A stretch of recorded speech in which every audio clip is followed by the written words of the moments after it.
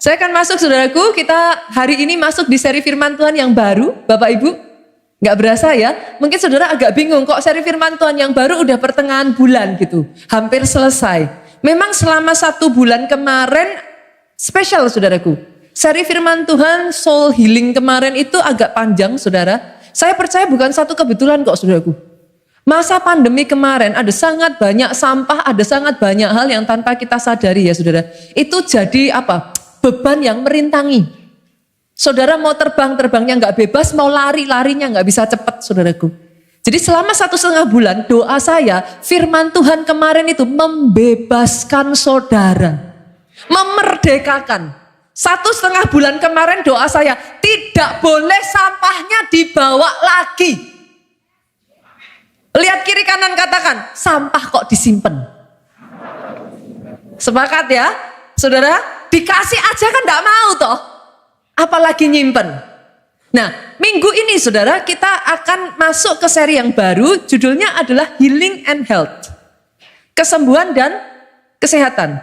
Apa yang akan saya bagikan saudara? Saya ingin membawa saudara pada satu pengertian yang balance, yang seimbang. Tentang seperti apa sih pandangan firman itu tentang kesembuhan dan kesehatan. Seimbang ya, saya katakan ya Bapak Ibu ya. Nanti kita juga akan belajar beberapa waktu yang lalu covenant ya saudaraku. Seperti apa perjanjian tentang kesehatan dan kesembuhan ini. Kita akan belajar itu. Oke? Tapi sebelum saya masuk ke sana saudaraku, pahami satu hal ini dulu. Kesembuhan dan kesehatan itu punya 2 dimensi. Dua-duanya kalau saudara mau mendapatkan kesembuhan dan kesehatan optimal, dua-duanya harus dilakukan. Dimensi yang pertama adalah dimensi natural, Bu. Lalu ada dimensi yang kedua yang saya sebut sebagai dimensi supernatural. Saya ajak saudara lihat terlebih dulu dimensi yang pertama, dimensi natural. Saya definisikan dimensi natural, kesembuhan dan kesehatan sebagai ini, saudaraku. Kesembuhan dan kesehatan sesuai dengan hukum-hukum alami yang Tuhan tetapkan ketika menciptakan dunia ini. Coba ya saudara perhatikan ya. Artinya bahkan kesehatan dan kesembuhan alami itu ditetapkan oleh Tuhan. Poinnya di mana, Pastor?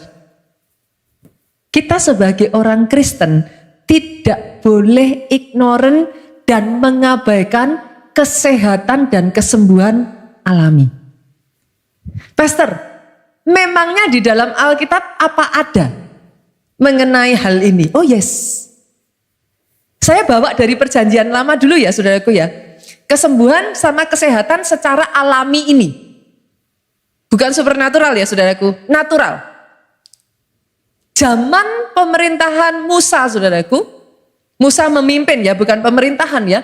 Zaman Musa memimpin bangsa Israel, kalau saudara masih ingat nanti saudara baca, kalau ada orang Israel yang sakit kusta, itu tertulis saudaraku. Mereka harus 7 hari di karantina, dipisahkan. Selama masa 7 hari ini mereka dapat treatment secara natural. Mereka diobati, mereka dirawat. Sampai 7 hari saudaraku, imam akan datang, diperiksa. Kalau sudah sembuh, dikembalikan ke masyarakat. Tapi kalau belum sembuh, harus dikarantina another 7 days. Saudara bisa nangkap yang saya maksudkan?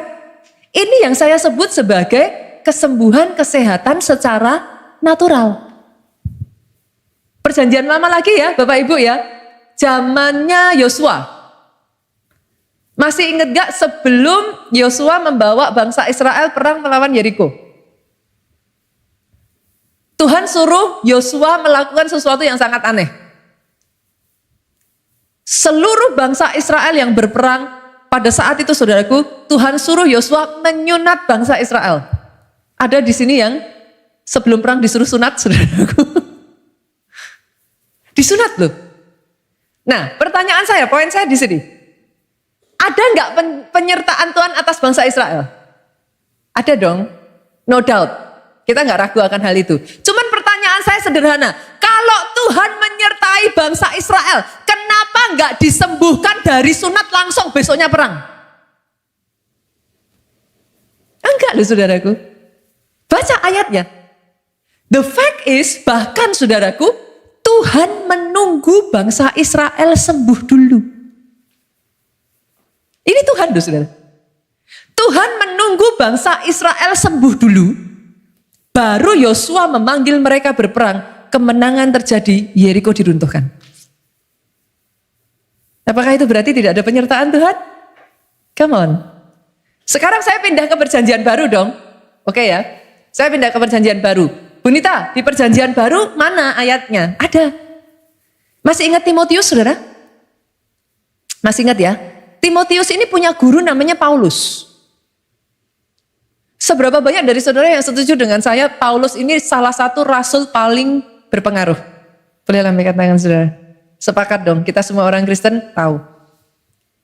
Satu waktu, Rasul Paulus itu menulis kepada Timotius seperti ini saudaraku. Timotius anakku, karena Rasul Paulus tahu, Timotius itu sering bermasalah dengan pencernaannya. Badannya tuh sering lemah. Rasul Paulus ngomong, banyaklah minum air. Ditambah dengan sedikit anggur. Garis bawahi kata sedikit. Saudaraku. Jangan ayat ini nanti saudara pakai. Karena kata sedikit anggur di sini ini berbicaranya justru untuk pengobatan, saudara. Artinya pada saat itu Timotius itu disuruh sama Rasul Paulus, kamu harus ngerawat perutmu, diobatin. Itu semacam kayak rempah-rempah apa segala macam, saudaraku, dipakai untuk merawat Timotius. Pastor, apa poinnya pastor? Kenapa saya mengatakan ini saudaraku? Ada banyak orang Kristen menganggap perawatan natural seperti ini tidak rohani.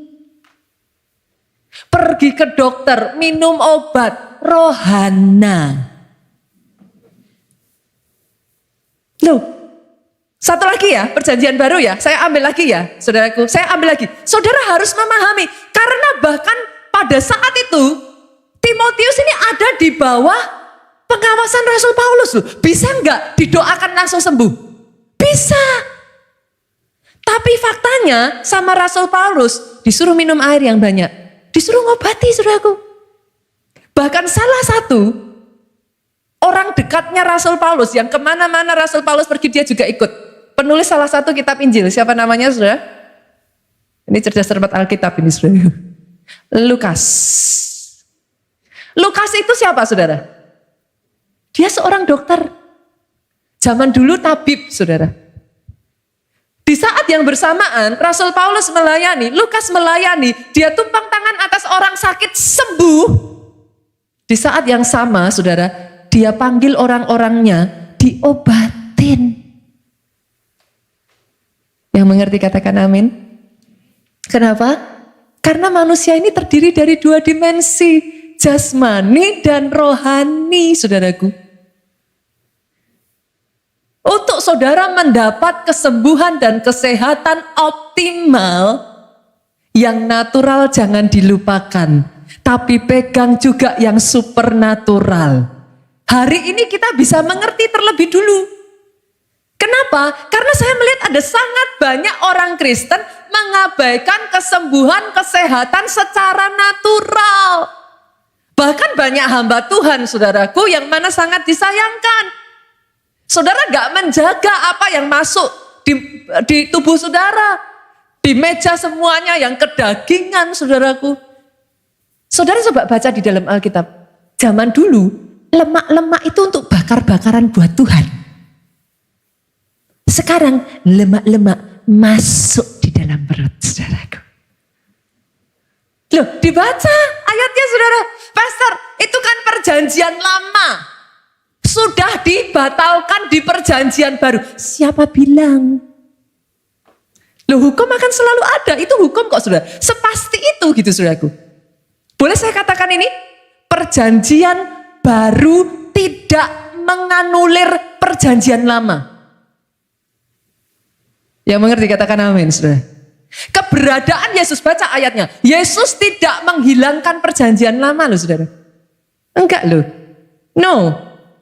Tetap ada hukumnya. Tetap ada ketetapannya. Saudara tabrak biarpun makannya sambil darah Yesus.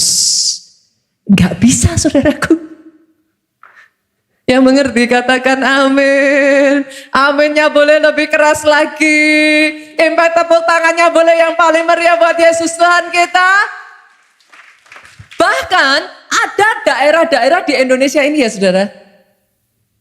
Yang umur 90 tahun tuh gak dianggap panjang umur loh. Ada saudaraku. Ada daerah tertentu di Indonesia ini usianya itu bisa sampai di atas 100 bahkan 110 tahun.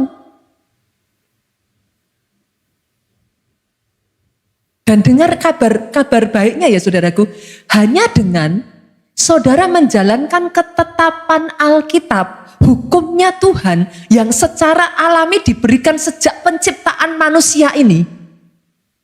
Oh, perhatikan ini saudaraku, mayoritas penyakit itu hilang. Ini semua kok melihat saya gini ya saudaraku? Loh beneran? Masalahnya banyak orang Kristen sudah menganggap itu gak rohani dulu. Dengan arogan makan yang berlemak-lemak tadi itu saudaraku. Dan saudara ngomong, darah Yesus. Tuhan itu gak bisa saudara tabrakkan loh. Tuhan itu kalau sudah ngomong, perkataannya gak bisa ditabrakkan dengan perkataan yang lain. Gak bisa saudara. Itu sebabnya hari ini saudaraku saya mau adanya keseimbangan. Untuk saudara dapat kesehatan dan kesembuhan optimal. Kerjakan yang natural. Bukan hanya yang supernatural. Tapi yang natural harus dikerjakan. Berarti apa yang harus saya lakukan Pastor? Ini saya cepat aja ya saudaraku. Untuk kita sehat secara natural itu apa yang harus saya lakukan? Doa Bapa kami saudara. Salah satunya ngomong gimana? Berikanlah kami makanan kami berlebihan. Loh, itu ada loh doa yang diajarkan Yesus. Berikanlah kami makanan kami pada hari ini yang secukup. Masalah banyak orang hari ini itu bukan kurang makan. Bapak Ibu, kelebihan makan. Makanlah yang sehat, makanlah yang bergizi, makan secukupnya. Pagi makan, siang makan, malam makan, nanti malam lagi ada makan lagi. Karena puasa, jam 3 makan lagi saudaraku. No, makan yang secukupnya, makan yang sehat-sehat, yang bernutrisi. Apalagi Pastor? Olahraga. Senggol kiri kanan, tubuh kita tidak ditentukan untuk tidur terus. Loh, Pastor, bukankah salah satu nasihat dokter supaya sehat harus tidur? Loh benar saudaraku, tidur yang? Apa dokter bilang tidur yang banyak? Enggak loh. Tidur yang cukup. Cukup itu bukan tidur seharian Bapak Ibu. Boleh Bapak Ibu? Kita coba ya. Mulai ya. Yang sudah lama gak olahraga sejak pandemi. Gerak. Loh ini jujur saya ceritakan ya saudaraku. Saya itu sejak pandemi olahraga terbatas. Di rumah ada sih kita kayak apa sih namanya treadmill ya. Kita treadmill, saya treadmill saudaraku. Tapi olahraga itu terbatas sekali. Satu ketika saya pergi ke Gunung Sinai. Saya pernah ceritakan kepada saudara ya. Naik Gunung Sinai itu berapa jam, turunnya berapa jam kan. Tapi kabar baiknya ya saudara. Sejak saya naik ke Gunung Sinai, badan saya lebih sehat. Ibu-ibu, halo? Yang kepengen langsing? Bolehkah saya bagikan ini? Gak cukup untuk puasa dan diet. Olahraga. Sejak saya naik Gunung Sinai, saudaraku, saya kaget. Saya pergi ke Israel, itu cuman paling hanya hitungan berapa sih seminggu paling. Saya turun 2 kilo loh sudah. Saya ingat-ingat, dari mana ya? Kok bisa turun 2 kilo? Gunung Sinai. Artinya apa saudaraku? Ternyata tubuh kita ini diciptakan Tuhan untuk bergerak. Halo? Bukan diciptakan untuk tiduran. Lah, sejak pandemi banyak tercipta manusia rebahan. Lah banyak yang mager, apa-apa from home, apa-apa from home. Kan? Yang tadinya mau makan jalan kaki beli, sekarang Gojek. Yang tadinya belanja di pasar, sekarang sudah apa-apa diantar from home. Gerak saudaraku. Yang berikutnya lagi apa Bu Nita? Saudara, hati yang gembira adalah obat yang manjur. Kemarin saya bagikan resep ibu-ibu di sini, glowing alami saudaraku. Loh, ini ya simple ya saudara. Untuk bayar mahal perawatan aja saudara berani bayar nggak? Berani loh, ibu-ibu di sini cantik-cantik. Dan saya nggak ngelarang itu, go ahead, be beautiful, be you, go ahead gitu. Nggak apa-apa asal saudara punya berkat lebih, saudara mau perawatan wajah saya dukung. Tapi yang saya heran, yang mahal aja berani bayar loh. Yang gratis kok nggak mau. Tuhan kasih resep gratis cuman disuruh apa toh? Banyak tertawa. Halo? Banyak tertawa. Boleh nggak sih sekarang kita jadikan gereja ini gereja yang jemaatnya banyak tersenyum. Gereja yang happy. Para pelayan Tuhan, halo? Boleh nggak? Jadi melayani di keluarga Allah tuh happy. Jangan gosip buat apa? Capek saudaraku. Dengar kata-kata negatif, kata-kata, sudahlah. Happy aja. Sambil senyum aja. Yang sepakat aminnya boleh yang paling keras. Sekali lagi tepuk tangan yang paling meriah buat Yesus Tuhan kita. Saya baru bagikan satu loh ya Bapak Ibu. Kesembuhan dan kesehatan natural. Nah sekarang ada yang kedua. Kesembuhan dan kesehatan supernatural. Nah saya definisikan yang kedua ini sebagai apa saudaraku? Intervensi kuasa Allah untuk menyembuhkan kita melampaui keterbatasan manusia secara jasmani. Jadi memang ada intervensinya Tuhan. Tapi sama seperti yang natural tadi, yang supernatural juga ada hukumnya saudara. Bulan Februari kemarin kita belajar tentang perjanjian ya Bapak Ibu. Betul ya? Nah, ternyata kita jadi orang Kristen mulai sekarang jangan jadi orang Kristen yang terus mempertanyakan ya Bapak Ibu. Kenapa? Makannya B2, makannya gula-gula, makannya manis-manis. Kenapa Tuhan izinkan? Lah ya kenapa saudaraku? Sepakat ya? Kita jadi orang Kristen yang smart ya. Oke? Karena ada bagian saudara harus kita lakukan. Ada bagiannya Tuhan. Dua belah pihak. Nah sekarang kita lihat, saya ajak. Kalau gitu, apa covenant-nya Tuhan? Apa sih yang disuruh Tuhan untuk kita lakukan? Supaya kita masuk di dalam kesembuhan, kesehatan supernatural. Sepakat ya? Sepakat ya? Kita lihat yuk.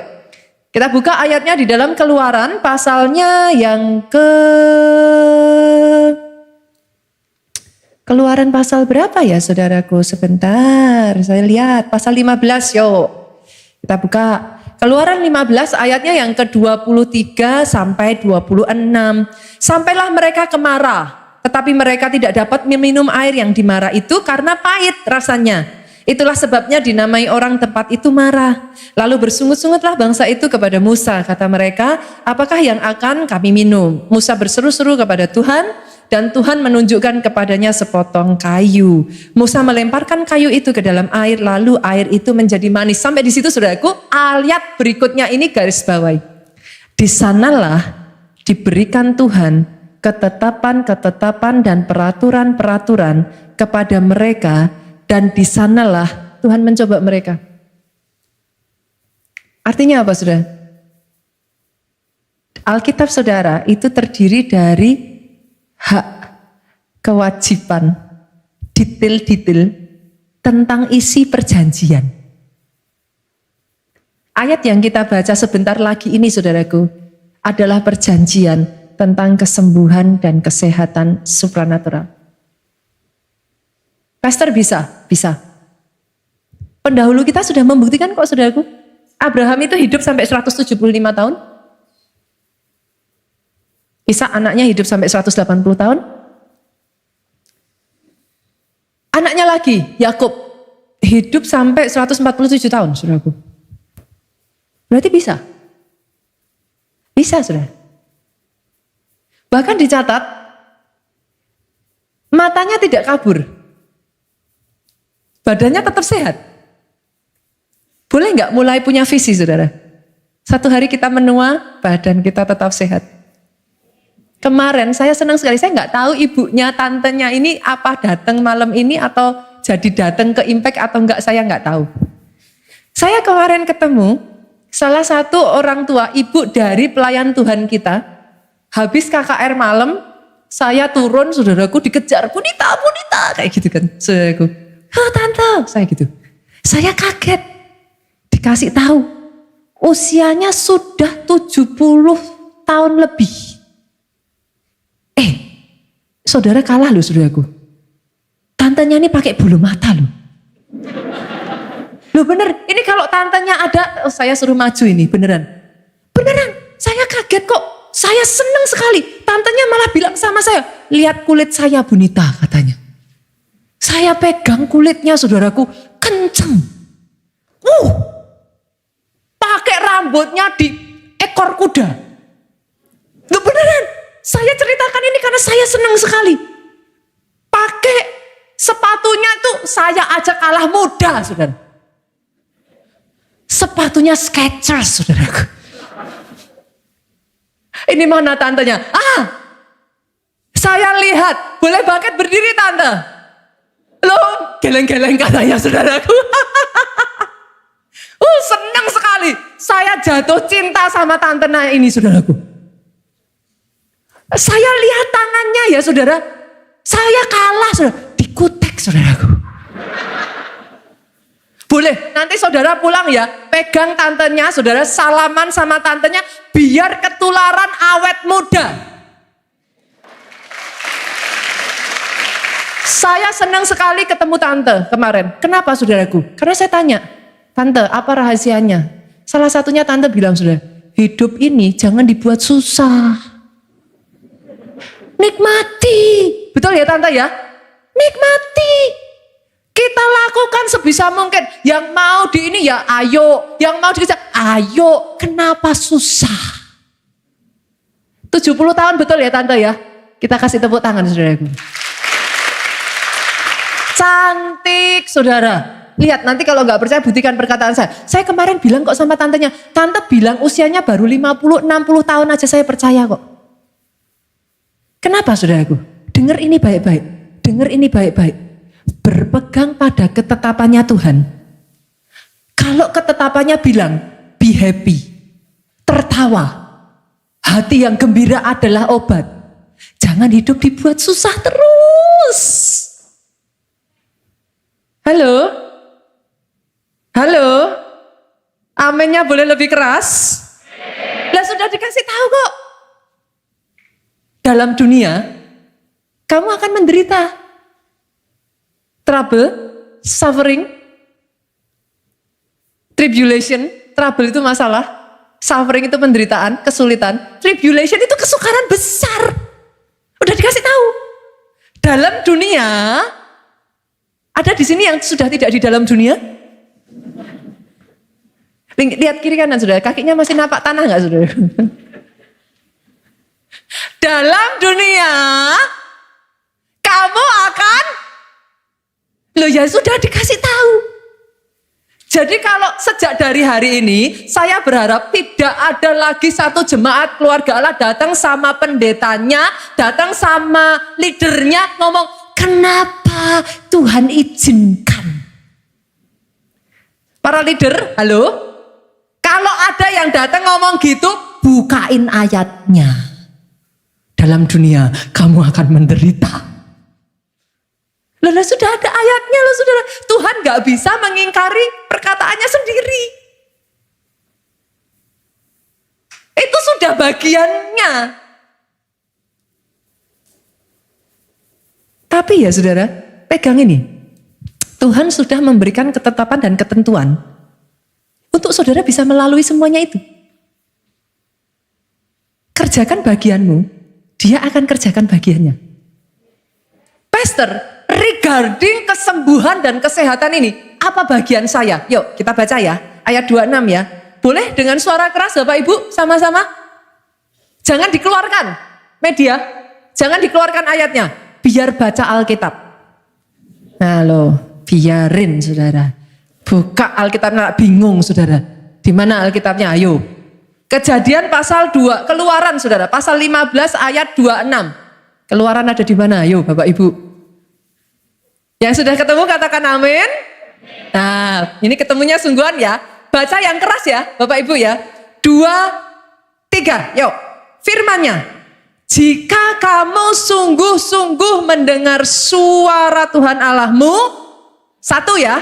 Jika kamu sungguh-sungguh mendengar suara Tuhan Allahmu. Kita sepakat dalam hal ini. Suara Tuhan itu yang audible atau firman Tuhan ini juga suara Tuhan. Sepakat ya? Jangan bilang sama saya nggak dengar suara Tuhan Bu Nita. Lebih tepatnya, saya nggak baca firman. Itu lebih tepat, saudaraku. Oke ya? Karena firman ini adalah suara Tuhan. Lanjut yuk. Jika kamu mendengar sungguh-sungguh suara Tuhan Allahmu, setelah itu, dan melakukan apa yang benar di matanya, dan memasang telingamu kepada perintah-perintahnya. Dengarkan ini saudaraku. Yang namanya memasang telinga itu gini. Saudara kayak, oke, nanti jangan-jangan ada yang enggak kedengeran nih. Pernah nggak saudara baca firman tapi sambil lalu akhirnya nggak dapet? Memasang telinga itu saudara dengerin sungguh-sungguh, cari sungguh-sungguh, jangan sampai terlewatkan. Beda ya saudara. Bukan saudara baca sehari 10 pasalnya yang penting. Saya ulang ya. Tapi 10 pasal itu ketika saudara baca, jangan terlewatkan. Beda kan? Beda ya saudaraku. Kita lanjutkan lagi. Pasang telinga tadi terhadap perintahnya, dan apalagi saudaraku, tetap mengikuti segala ketetapannya. Saya tanya lagi, tetap mengikuti itu hanya sehari, 2 hari? Nah kalau belum digenapi, 3 hari? 4 hari? 5 hari? Yang jawab saudara lo ya. Tetap itu selamanya. Lihat nggak lihat, tetap. Sudah terjadi, belum terjadi, tetap. Ini bagian kita saudaraku. Oke? Sekarang, bagiannya Tuhan apa? Ini ya saudara. Maka aku tidak akan menimpakan kepadamu penyakit manapun yang telah kutimpakan kepada orang Mesir, sebab aku Tuhanlah yang menyembuhkan engkau. Doa saya ini jadi atas hidupmu, digenapi. Sorry ya saudara, in case ada dari antara saudara yang ngomong Tuhan ngasih penyakit, Tuhan ngomong aku tidak akan menimpakan penyakit manapun kepadamu. Aku tidak akan menimpakan penyakit manapun kepadamu. Oh yes, sejak dari hari ini ya saudara, berani berdiri di atas perjanjiannya. Kalau saudara lakukan bagianmu, tarik itu janji Tuhan. Harus terjadi atas hidupmu. Harus terjadi atas hidupmu. harus terjadi atas hidupmu. Pertanyaannya sekarang, how, Pastor? How? Bagaimana saya bisa narik itu? Nah, ini yang jadi masalah, saudara. Ini yang banyak orang Kristen tahu tapi nggak tahu. Segala sesuatu yang supernatural itu cuman punya satu kunci akses. Namanya iman. Kenapa saya katakan banyak orang Kristen tahu tapi nggak tahu?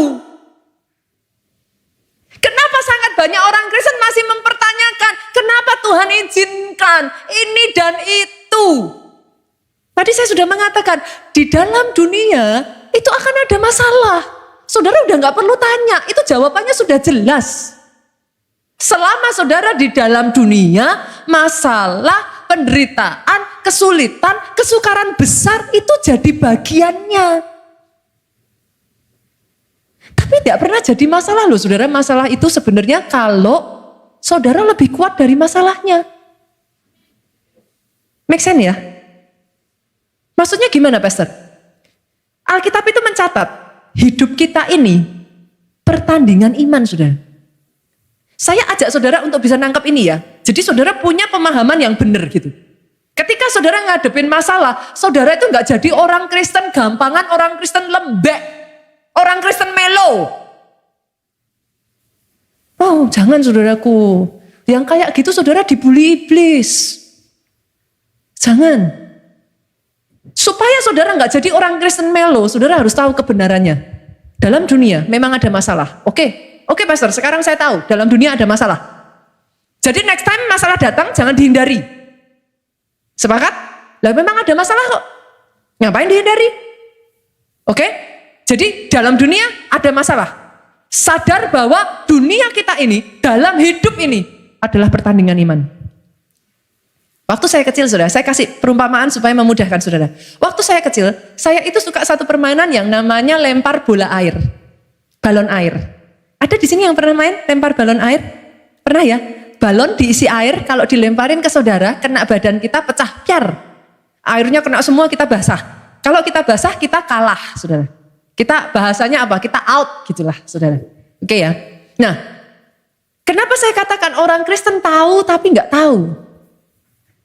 Kira-kira kalau saudara sudah tahu loh, gamenya adalah game balon air. Saudara bawa apa? Apa yang akan saudara lakukan? Persiapan apa yang akan saudara lakukan? Bawa baju ganti, percuma bu, kena air kok. Kalau saudara mau menang, loh dalam game bola air ini, sama seperti tadi, saudara sudah siap basah. Bener kan? Loh bener saudaraku. Di dalam dunia ada masalah. Siap masalah itu datang. Kalau main bola air, balon air, siap basah. Gak mau basah, jangan main. Kan jelas. Tapi untuk saudara menang, saudara harus apa? Bawa balon air sebanyak mungkin. Loh bener tak? Salah siapa kalau cuma bawa satu? Lempar, habis itu enggak bisa apa-apa. Dilempar kiri kanan, diem. Saudara mengerti maksud saya? Kalau dikatakan dalam Alkitab, kita ini ada di pertandingan iman. Apa yang harus saudara lakukan? Siap iman sebanyak mungkin. Dan sorry, iman gak bisa dibeli di Superindo. Saudara kenapa harus ibadah hari Minggu ke sini? Kenapa? Iman timbul dari pendengaran akan firman Kristus. Saudara kenapa harus saat teduh? Harus melakukan disiplin orang Kristen. Saat teduh, baca firman, doa puasa. Kenapa? Karena saudara itu gak pernah tahu kapan masalah itu datang. Siapkan iman sebanyak mungkin. Tabung imanmu di tengah kondisi baik. Tabung imanmu di saat masalah datang. menteles saudaraku. Iblis mau pukul saudara, pukul aja. Enggak apa-apa kok. Dalam sebuah peperangan, mukul dan dipukul itu wajar. Hanya anak-anak yang tidak ngerti hukum itu, dipukul sedikit, datang ke maminya. Yang mengerti katakan amin. Yang mengerti katakan amin.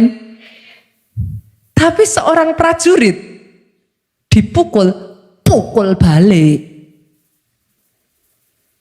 Halo? Anak Tuhan? Sejak dari hari ini dipukul? Maafkan saya ya saudara, saya harus keras dalam hal ini. Kenapa? Saya melihat dari masa pandemi kemarin ya. Saya kehilangan banyak orang loh saudaraku. Ada banyak orang Kristen beralih imannya, ada banyak orang Kristen jatuh, ada banyak orang Kristen undur. Kenapa? Gak kuat imannya. Sejak saat itu saya mengambil keputusan firman di gereja ini harus berubah. Jemaat keluarga Allah harus jadi jemaat yang kokoh, solid, grounded, akarnya kuat. Pengajarannya harus jelas. Kita nggak pernah kok ngasih saudara mujizat. Kita nggak pernah menjanjikan tidak ada masalah. Pendeta manapun yang berani menjanjikan tidak ada masalah, minta ayatnya.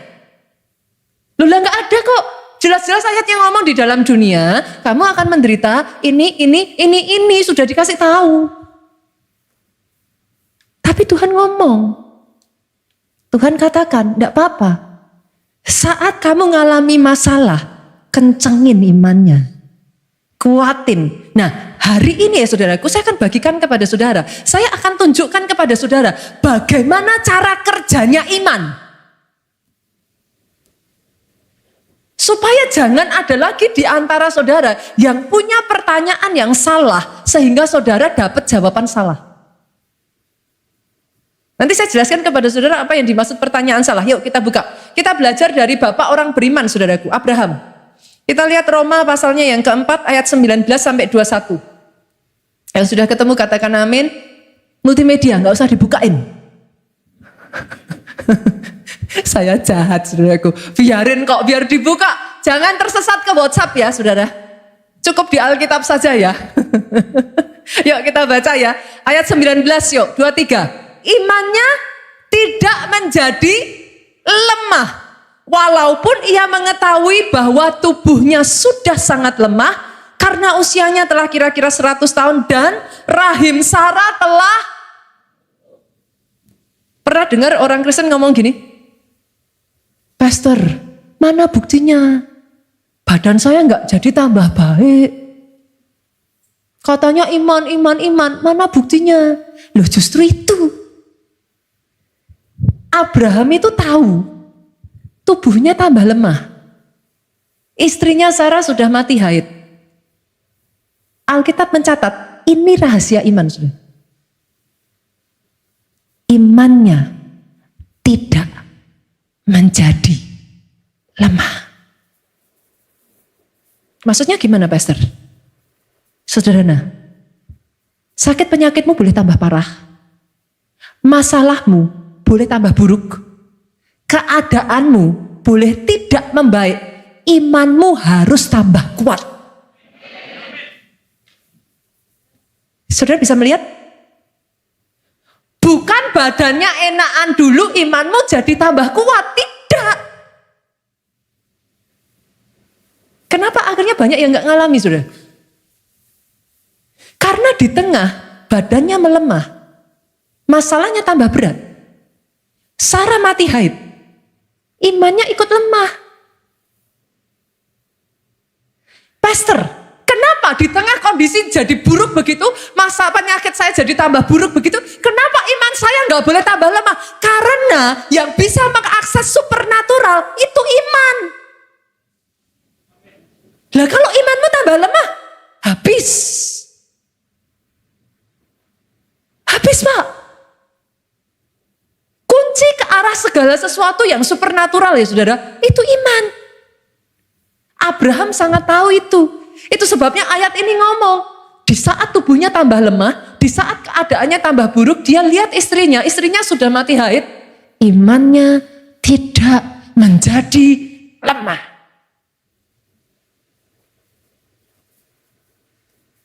Yang kedua, saudaraku, ayat ini berlanjut ngomong gini.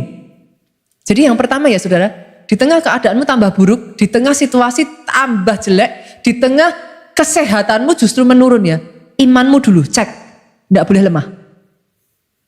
Tapi yang kedua, di sini ditulis gini saudara, ayat 20. Tetapi terhadap janji Allah, ia tidak bimbang karena ketidakpercayaan. Berapa kali anak Tuhan tanya gini, mana buktinya? Firmannya aja, ayatnya aja ngomongnya gini, mana? Nah itu saudaraku. Justru di tengah keadaan jadi lebih baik, lebih buruk saudara. Terhadap janji Allah, Abraham semakin kuat. Saudara bisa mengerti yang saya sampaikan ini? Saya berdoa loh saudaraku. Saat firman ini dibukakan, ada mata-mata rohani di tempat ini yang dibuka saudara. Pertanyaan itu salah. Kalau saudara bertanya mana janjinya, itu salah saudara. Karena di tengah situasimu memburuk, engkau harus semakin menguatkan dirimu untuk percaya terhadap janji Allah dan tidak bimbang. Itu cara kerja iman.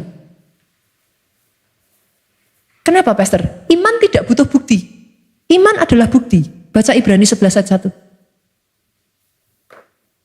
Bagaimana saudara bisa mengatakan kepada saya, mana buktinya Pastor? Iman adalah bukti. Oh, ini ya saudaraku, dibutuhkan benar-benar saudara rohaninya naik tingkat tahun ini. Beneran saudara. Kalau enggak ya, saudara boleh datang ke gereja, saudara mau boleh pelayanan apa ya. Emangnya iblis takut toh sama pelayan Tuhan? Sorry Bapak Ibu, para pelayan Tuhan. Enggak. Saya katakan ini tuh again and again. Iblis bukan takut orang Kristen. Iblis bukan takut pelayan Tuhan. Iblis takut pembicara? Enggak. Jangankan pembicara, jangankan leader, jangankan gembala sidang. Sama Yesus aja dia enggak takut kok. Yesus aja ditantang kok. Jatuhkan dirimu. Ayo, kalau engkau anak Allah, jatuhkan dirimu, ubah roti, batu ini jadi roti. Lah, Tuhan saudara aja ditantang kok. Iblis takutnya sama apa saudara? Dia meninggalkan Yesus karena apa? Karena apa Bapak Ibu? Iblis takut kebenaran. Iblis takut sama pelayan Tuhan yang tahu kebenaran. Iblis takut sama pembicara yang tahu kebenaran. Iblis takut sama jemaat yang tak tahu akan kebenaran. Jangan hanya amin Bapak Ibu, senggol kiri kanan, Alkitabnya dibaca. Saya berharap ya dengan saya terus mensoundingkan ini ya saudaraku. One way or another, saudara mulai membaca Alkitab saudara. Karena yes, iblis gak takut. Dia takut kalau saudara tahu kebenaran, dia mundur. Dia gak bisa apa-apa. Karena dia terikat. Dia terikat pada kebenaran itu, saudara. Dia pun harus tunduk di bawah kebenaran itu. Buat saudara yang saat ini dalam keadaan putus asa ya, saudaraku. Saudara yang ada di dalam keadaan terjepit ya, perkuat imanmu. Kenapa di gereja kita ada KKR? Kenapa di gereja kita ada Pondok Daud? Nganggur apa gereja kita, saudara? Bikin Pondok Daud tuh gak gampang loh, saudara. Komitmennya jangka panjang loh. Repot loh. Butuh banyak perjuangan loh. Kenapa kita adakan? Supaya iman jemaat di tempat ini solid, kuat. Supaya di tengah momen-momen ya, saudara sudah tidak kuat ya. Saudara kan ke gereja kan paling seminggu sekali ibadah begini, saudara. Tapi kapanpun momennya, saudara nggak kuat, saudara merasa sudah benar-benar hancur ya. Saudara datang di tempat ini mau biar berapa gelintir orang ya. Saudara bisa nangis, berseru sama Tuhan dan dapat kekuatan iman lagi, dibangkitkan lagi. Saudara bisa bertahan, berjalan lagi bersama dengan Tuhan. Itu manfaatnya saudaraku. Itu sebabnya, yuk KKR 10 hari ini datang. Kemarin saya senang sekali, tantenya bilang, saya dari Wonosobo loh. Gak kemana-mana, langsung saya datang ikut KKR. Kenapa saudaraku? Tahu kalau butuh. Butuhnya bukan saat ini, mungkin saat ini kondisimu baik saudara. Tapi kau gak pernah tahu kapan masalah datang. Masalah datang gak pernah permisi. Kalau sudah permisi saudara kunci itu pintu saudaraku. Tapi dia gak pernah permisi. Itu sebabnya terhadap janji Allah. Tambah kuat, pegang kencang. Bukan hanya itu saja saudaraku. Dan lihat ini saudaraku, malah Abraham diperkuat dalam imannya. Dan ia memuliakan Allah. Bukan cuman terhadap janji Allah dia kuat, bukan cuman kondisi memburuk dia imannya dikencengin tambah naik, tapi dia memuliakan Tuhan. Masalah banyak orang Kristen di tengah keadaan itu, bukannya memuliakan Tuhan, bersungut-sungut. Memuliakan Tuhan itu apa tuh saudaraku? Kalau terjemahan bahasa gaulnya itu bersyukur. Saudara mau tahu the way of it? This is the way of it. Ini jalan iman. Jangan kira ya saudara, dalam kehidupan saya sama Pak Jo itu gak ngalami masalah. Banyak. Buat apa saya cerita? Bukan saya gak mau cerita saudara. Buat saya masalah akan selalu ada kok. Diceritakan, enggak diceritakan dia ada kok. Ngapain diceritain? Buat aja dia krik-krik saudara. Jangan jadi orang Kristen baper. Buat aja masalah mau ada ya monggo silahkan. Ada masalah oke. Udah buat aja dia krik-krik. Tapi yang penting ya saudara, imanmu kencengi. Firmannya kencengi. Terus saudara, ucapan syukurnya malah ditambah banyak saudara. Masalah tambah genting, ucap syukurnya tambah banyak. Itu yang saya lakukan, honestly, that's what I do. Setiap masalah saya tambah genting ya saudara, lebih-lebih lagi saya ngomong, terhadap diri saya sendiri saya ngomong, Tuhan saya baik. Kapan Tuhanku enggak baik, Tuhanku selalu baik. Terima kasih Tuhan. Aku punya Tuhan yang dahsyat, aku punya Tuhan yang hebat, aku punya Tuhan yang tidak pernah meninggalkan aku. Itu saya katakan lebih kencang lagi, saudara. Masalahnya banyak orang Kristen ketika ngadepin masalah, lebih kencang nyeritain masalah. Betul atau betul? Lebih banyak sungut-sungutnya. Akhirnya nyalain kanan, nyalain kiri. Tuhan yang di atas ikut disalahin. Kalau kanan kiri udah gak ketemu, mana lagi yang disalahin sudah? Ya yang di atas. It doesn't do anything to you. Kencengin pujian. Kencengin ucapan syukur. Dan lihat ini sudah. Dengan penuh keyakinan bahwa Allah berkuasa melaksanakan apa yang telah ia janjikan. Abraham itu kenal siapa Allahnya. Yang satu ini ya saudara gak bisa lakukan kalau saudara gak kenal Allah saudara. Saya kenal Allah saya. Allah saya sepanjang saya mengikut dia tidak punya reputasi ingkar janji. Sorry saudara. Terserah saudara mau katakan apapun yang terjadi dalam hidup saudara ya. Buat saya itu sudah mendarah daging. Kalau ada yang salah, saya yang salah. Bukan Tuhan saya. Itu yang diajarkan kepada saya saudara. Dan itu mendarah daging di dalam diri saya. Saya selalu katakan itu. Tuhanku tidak pernah salah. Tuhanku tidak pernah ingkar janji. Kalau it doesn't work yet, it's not his fault. Itu harus sampai mendarah daging saudara. Karena kalau ada celah sedikit saja ya saudara ragu ya. Iblis itu masuk langsung. Iblis itu kurang ajar saudaraku.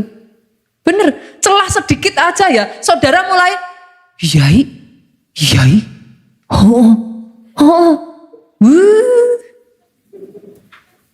kayak tikus itu loh saudara. Kepala masuk, badan masuk. Kenapa saya mengatakan tadi? Mungkin saudara dengar saya ngomong gitu, saudara ngomong, pastor kok ekstrim. Bener saudara, dalam hidup saya selalu katakan itu, Tuhanku tidak pernah salah. Kalau sampai ada something wrong happen in my life, Tuhanku tidak pernah salah. Itu saya harus kekeh di situ saudara. Geser sedikit aja, itu kayak kepala tikus tadi itu loh saudara. Cicit, cicit, cicit. Masuk dia. Dia tahu, dia mencium. Dia seperti predator ya saudara. Dia tuh mencium ketakutan, dia mencium keraguan-raguan. Serang. Satu masuk kepala, perut masuk, habisin tuh satu persatu. Nanti kayak batas tanah saudara tuh ya, mundur terus tuh. Satu demi satu bagian dalam hidupmu diambil. Pencuri datang untuk mencuri, membunuh, membinasakan. Jangan dibolehin saudaraku. Boleh? Sepakat ya Bapak Ibu ya? Sepakat dalam hal ini ya? Jemaat keluarga Allah sudah mengerti prinsip yang satu ini ya? Kuat ya? Saya tutup dengan firman yang satu ayat ini saudaraku. Yohanes pasalnya yang keempat ayat 46 sampai 54. Ini kisah yang sangat penting sekali saudara. Saya percepat aja. Satu kali saudaraku, ayat 46, Yesus kembali lagi ke Kana di Galilea. Tadinya Yesus melakukan mujizat pertama di Kana. Ia membuat air menjadi anggur. Dia pergi, dia balik lagi yang kedua kalinya saudaraku. Di Kapernaum ada seorang pegawai istana, anaknya sakit. Mendengar Yesus datang, pergilah ia meminta supaya Yesus datang menyembuhkan anaknya. Sebab anaknya hampir mati. Nah, dia datang sama Yesus, minta Yesus datang. Yesus jawabnya apa? Yesus ngomong gini, jika kamu tidak melihat tanda dan mujizat, kamu tidak percaya. Perwira ini belum menyerah saudaraku. Pegawai ini belum menyerah. Dia datang lagi ngomong sama Tuhan lagi. Tuhan datanglah sebelum anakku mati. Yesus jawab, kata Yesus kepadanya, pergilah, anakmu hidup. Saya tanya nih sama saudara. Diunyeng-unyeng kepala anaknya enggak saudara? Dipegang enggak sama Yesus? Doa saya iman yang kayak gini ada di keluarga Allah. Alkitab mencatat, pegawai itu percaya, lalu ia pergi. Dia pergi dengan satu iman percaya, kalau aku pergi, anakku sembuh. Next time, hamba Tuhan datang ke tempat ini ya saudaraku. Mau ditumpang tangan, mau enggak ditumpang tangan. Mau didoakan, mau enggak didoakan. Saudara maju, saudara tarik itu dari Tuhan. Keluarga Allah imannya harus begini. Imannya jangan, lah aku tadi gak dipegang Pak Pendetanya tuh. Loh, soalnya saya ngalami saudaraku, kadang tuh saya gemes saudara. Bukan gak mau doain. Sudah didoain ya, lari lagi.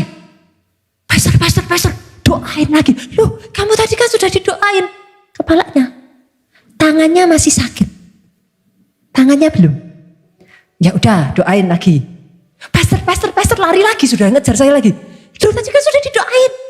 Kakinya belum.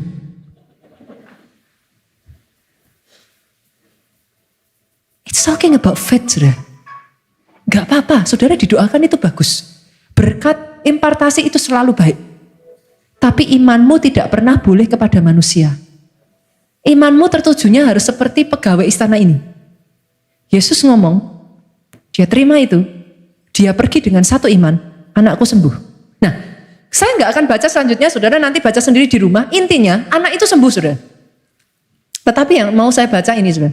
Ayat 54. Itulah tanda kedua yang dibuat Yesus ketika ia pulang dari Yudea ke Galilea. Kenapa ayat ini jadi penting, saudara? Oke, sesuai dengan yang kita baca tadi, mujizat pertama yang dilakukan Yesus itu apa, saudara? Dia merubah air jadi anggur. Oke, berarti per detik itu, pegawai istana ketemu Yesus, kan mujizat pertama kan itu. Ini kan dikatakan mujizat kedua. Betul ya? Tadi ayat 54, ini mujizat kedua. Nah, kalau ayat yang dikatakan ini benar saudaraku, maka per detik itu, perwira ini belum pernah lihat buta melihat, tuli mendengar, lumpuh berjalan. Ini mujizat Yesus kedua kok saudara. Sekaligus mujizat kesembuhan Yesus yang pertama. Kenapa itu jadi penting, Pastor? Yesus ngomong, apa kamu cuma percaya kalau lihat? Yesus ngomong di ayat yang lain lagi, berbahagialah orang yang tidak melihat, tapi percaya. Apa yang kau doakan dalam hidupmu, saudaraku? Bahkan saat ini ya, kalau ada sakit penyakit, kau bergumul di situ ya. Oh, saya berdoa. Tap into the faith, saudaraku. Bahkan kalau saudara saat ini hadir di sini ya, saudara, berdoa untuk orang-orang yang kau tahu sedang sakit, saudara. Saudaramu, sesama rekan pelayan Tuhan, berdoa saat ini. Kita ambil momen ini ya, saudaraku. Exercise your faith. Iman harus exercise, saudaraku. Saudara nggak pernah angkat beban 1 kilo, disuruh angkat 20 kilo, kuat nggak? Ambruk, jatuh. Saudara perlu ngangkat 5 kilo, 10 kilo, 15 kilo, 20 kilo. Baru ketika saudara dikasih beban itu, ringan. Exercise your faith. Berapa banyak dari saudara yang mau hari ini bangkit sebagai anak Tuhan, orang-orang Kristen yang kuat imannya? Bangkit berdiri jemaat Tuhan. Aku percaya pada firman-Mu. Jadi Tuhan. Jadi Yesus Tuhan. Yes.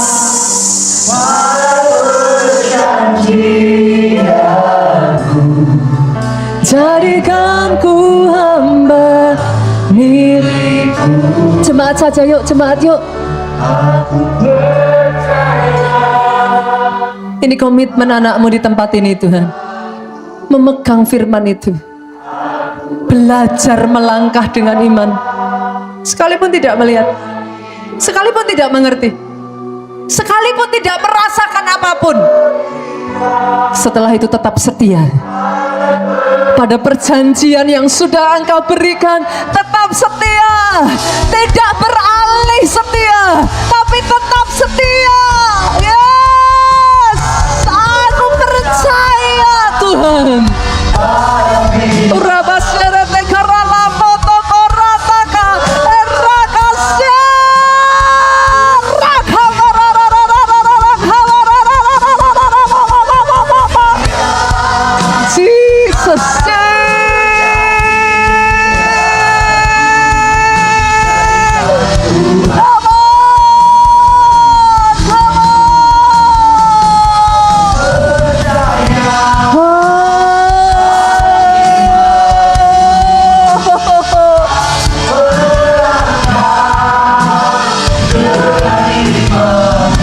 Sampai habis lenyap, aku tetap akan ada di hadapan-Mu Tuhan.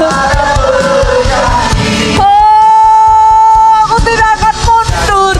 Pegang terus firman-Mu. Jemaat yuk. Aku percaya. Oh, saya benar-benar berdoa ya saudara, firman hari ini ya. Ini termeterai saudaraku. Termeterai dalam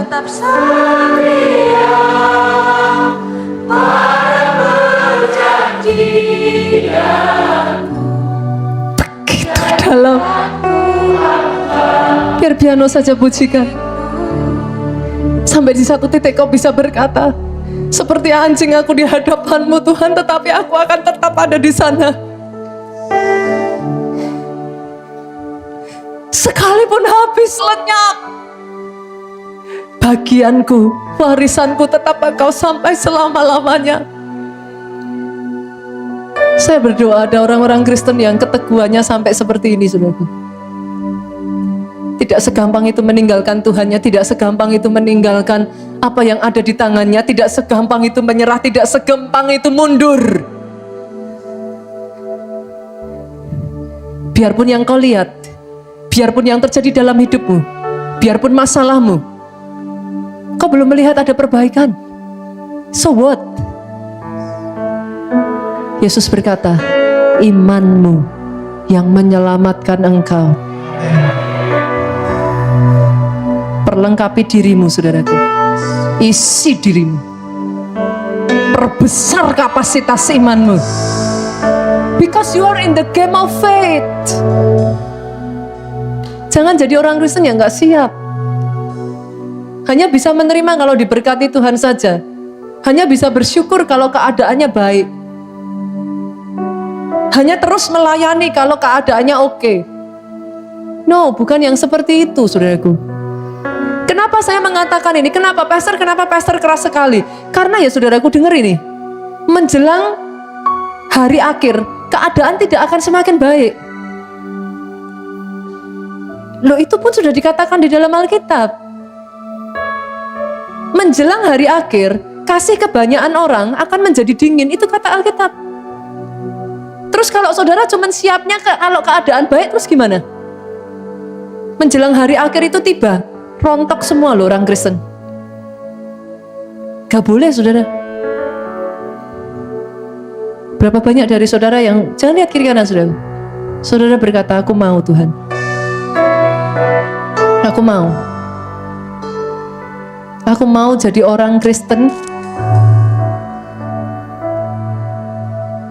yang tumbuh di tepi aliran air itu, yang tidak layu daunnya, baik musim kering maupun musim hujan, baik keadaan kering maupun keadaan basah, tidak layu daunnya. Dan firman berkata ini, saudaraku, apa saja yang dikerjakannya berhasil. Dia akan tetap berbuah. Buahnya akan tetap. Buahnya tidak hilang di masa-masa kekeringan. Buahnya akan tetap. Karena akarnya sampai kepada air itu. Karena dia tidak meninggalkan air itu. Doa saya, angkat kedua tanganmu, saudaraku. Doa saya, terima berkat ini. Engkau menjadi anak-anak yang akarmu tidak lepas dari air kehidupan. Akarmu merambat terus, menyedot terus air kehidupan. Diberkati engkau oleh Tuhan, diberkati keluargamu oleh Tuhan. Dengar ini, saudaraku, dia memeliharakan hidupmu utuh. Sehat tubuhmu, baik jiwamu, kuat rohmu. Oh yes, panjang umurmu. Untuk menceritakan semua perbuatan dahsyat yang dari Tuhan, keajaiban, kebaikan, perkara-perkara heran yang dia kerjakan atas hidupmu. Pulang dari tempat ini ya saudaraku, bawa sukacita, damai sejahtera Allah Bapa, cinta kasih Yesus Kristus, persekutuan di dalam rohnya yang kudus, yaitu Roh Kudus sekarang sampai selama-lamanya, saudaraku. Dan kau yang diurapi, kau yang diberkati, katakan dengan suaramu yang paling keras,